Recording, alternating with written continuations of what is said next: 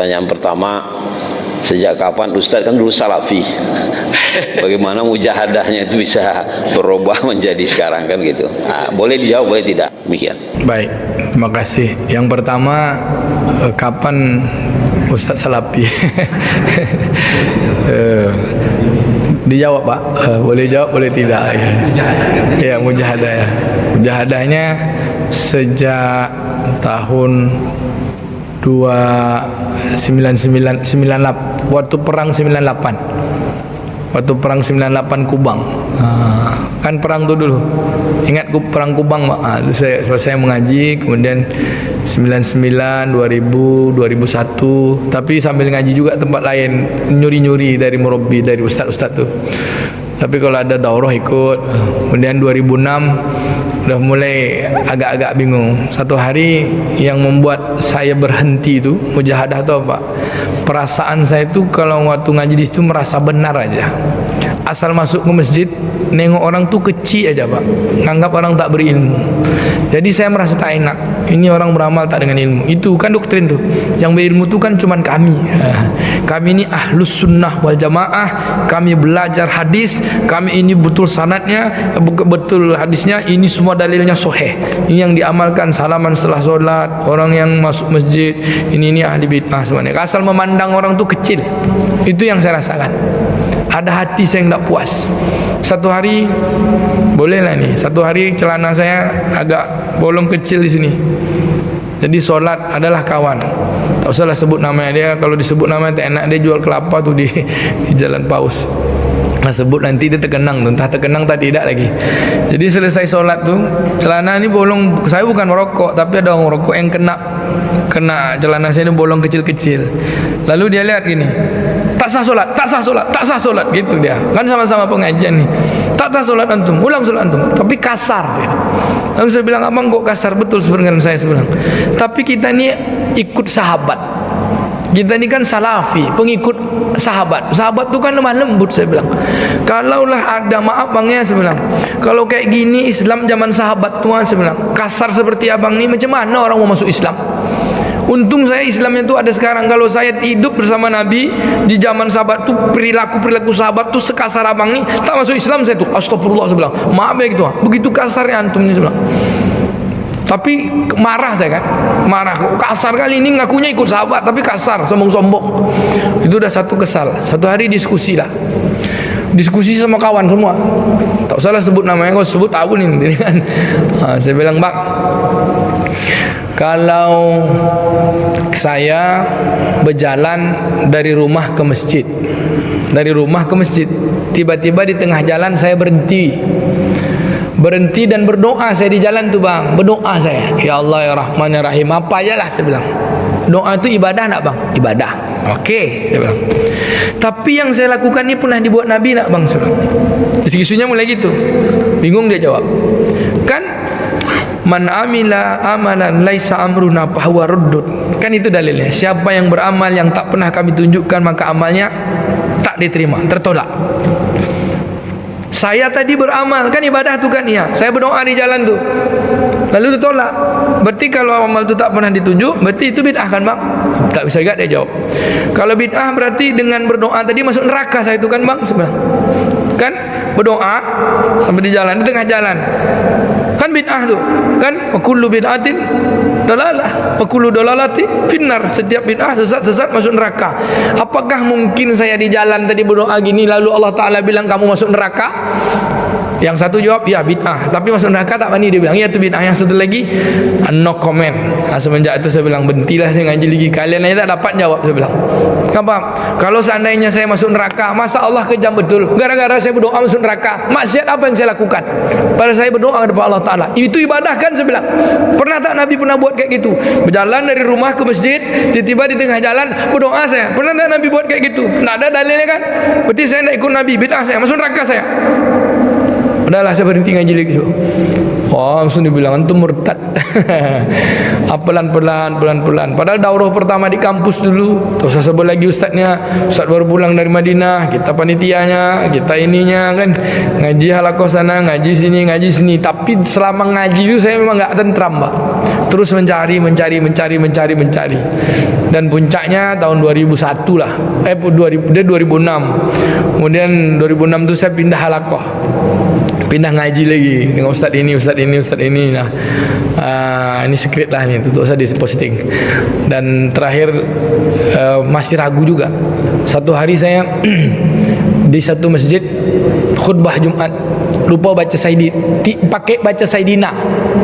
Masjidnya di sekitar sini, Pak. Saya sebelah di daerah Rumba ini. Allahumma salli ala Sayyidina Muhammad wa ala ali Sayyidina Muhammad. Selesai solat Jumat ditemui sama pengurus masjid. Ustaz, baca Sayyidina tu bid'ah. Tak boleh baca Sayyidina. Nabi ngajarkan Allahumma salli ala Muhammad wa ali Muhammad. Kalau berarti pakai Sayyidina masuk neraka saya tu, Pak. Bilang bingungnya kayak ustaz tu kan. Diam aja dia. Iyalah, tak sesuai sunnah. Mak masa gara-gara Sayyidina masuk neraka? Maksiat apa yang saya buat? Itu lagi dalam hati saja. Balik saya kampung, Pak. Khutbah Jumat pula saya. Di kampung saya kan tarbiyah, Pak. Di NU tak ada, di Sumatera kan adanya tarbiyah. Ayah saya kan LC juga, Pak, alumni Canduang. LG-nya tuh lulusan Canduang. Dia ketua tarbiyah di kampung, kemudian ketua majelis ulama, kemudian beliau kan punya pondok, punya sekolah madrasah. Sedang khutbah Jumat saya itu dihentaknya, sedang khutbah ni lupa saya baca Sayyidina, di lantai masjid tu. Turun kata dia. Tak turun, saya terus saja khutbah. Selesai khutbah diambilnya khutbah tu, dibetulkannya saya. Khutbah tu untuk mengganti khutbah tadi baca ulang lagi, baca Sayyidina. Selesai rumah dia bilang, dia kan tarbiyah sampai rumah. Kau apa tak baca Sayyidina tadi, kata dia. Pakai kau aja, dia bilang. Kata Rasulullah, ya, ada satu hadis bahwa kata Nabi, jangan puji aku seperti mana Bani Israel memuji Isa putra Maryam. Janganlah puji aku seperti mana kaum Bani Israel memuji Isa putra Maryam. Betul hadis itu, kata ayah saya. Betul. Tapi Bani Israel memuji Isa putra Maryam itu bukan Sayyidina. Isa itu dijadikannya Tuhan. Kau nyakap Sayyidina itu kau jadikan Tuhan, tidak Nabi Muhammad itu, kata. Enggak. Apa arti Sayyidina itu? Pemimpin kami, penghulu kami.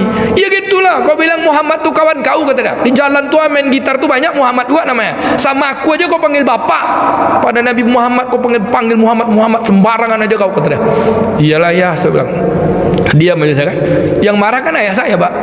Dia takut pula, ini anak Pak Haji, anak Pak Umar ni semenjak mengaji lah berubah pula, tak pakai Sayyidina lagi di kampung kan.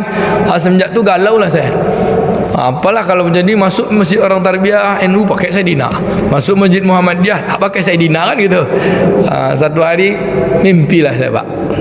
Tapi mimpi ini tak juga jadi dalil. Mimpi lewat satu kuburan itu bercahaya, cahayanya terang sekali. Lalu adalah sesosok yang datang. Saya berhenti di depan kuburan itu, saya tengok, kuburan ini kok terang sekali. Apalah amaran orang kubur ni, kok bisa lampu cahaya dari dalam kubur. Adalah sesosok tapi wajahnya kelihatan. Wajah tu saking terang pula, rambutnya segini, pakai tongkat, pakai jubah, pakai imamah gitu, Pak. Tapi wajah enggak kelihatan. Terang sekali kayak lampu, nak nampak wajahnya. Dia bilang cuma gini, "Zul, kau mau kayak orang yang itu tuh," katanya. Saya bilang, "Ya Tuhan, apa amalan orang tu sehingga begitu hebat kuburnya?" Apa kata beliau? "Kalau berselawat sama Nabi itu bacalah Sayyidina. Itu bentuk penghormatan kecintaanmu kepadanya." Begini lagi. Apakah saya setelah mimpi itu baca Sayyidina? Enggak juga, Pak. Karena saya tak mau jadikan mimpi itu dalil.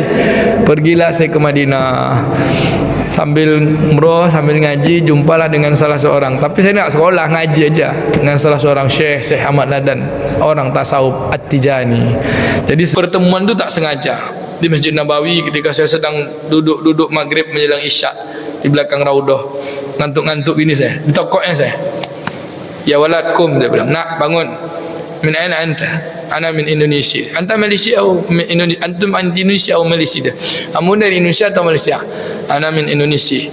"Kalimah Arabi wa Inggris?" "Bahasa Arab atau bahasa Inggris?" "Ma fi muskil. Kalimah Arabi fadal, Inggris ma fi muskil fadal." "Silakan bahasa Arab boleh, bahasa Inggris boleh," saya bilang. Dia bilang bahasa kitanya, "Kamu dah berapa lama di Madinah ni? Kamu kok enak-enak aja tidur di sini?" Dia bilang. Kamu kesini nih setiap hari ada 2 juta orang yang mau datang kemari mendapatkan visa untuk jumpa Rasulullah, pergi ziarah tuh kuburannya di depan tuh dia. Pertanyaannya apa? Kamu sudah jumpa Rasulullah atau belum? Oh, langsung digasnya saya, Pak.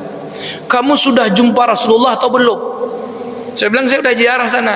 Udah ziarah tuh udah jumpa apa belum, kata dia. Digasnya saya lagi. Lalu saya bilang pegang tangannya. Lalu bagaimana cara jumpanya? Bagaimana cara jumpanya wahai Tuhan? Tasbihnya panjang. Baru kenal. Ismuka ya Habibi. Ini ismi Zulkarnain. Wa anta ya Syekh sebelah. Nah ini. Dari mana? Rupanya dia doktor, Pak. Belum di Sudan. Jadi dia sebentar bermukim di Madinah itu. Ngajar.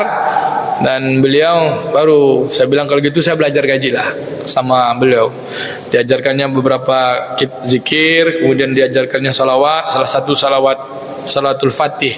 Kalau kamu ingin bertemu Nabi, ingin temu betul dengan Nabi itu, hadirkan kecintaanmu di atas segala kecintaan. Jangan sembarang ucapan salawat, karena salawat itu adalah penghormatan.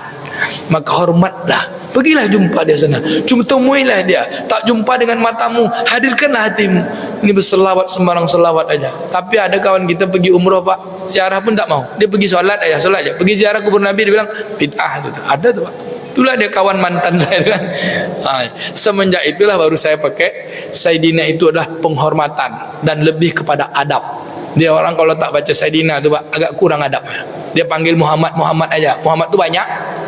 Maka Sayyidina wa Nabiyina wa Habibina Muhammad. Lalu ada yang bilang Rasulullah kan tak pakai Sayyidina, ngajarkan. Itu bentuk ketawaduan Nabi untuk tidak terlalu mengangkat dirinya.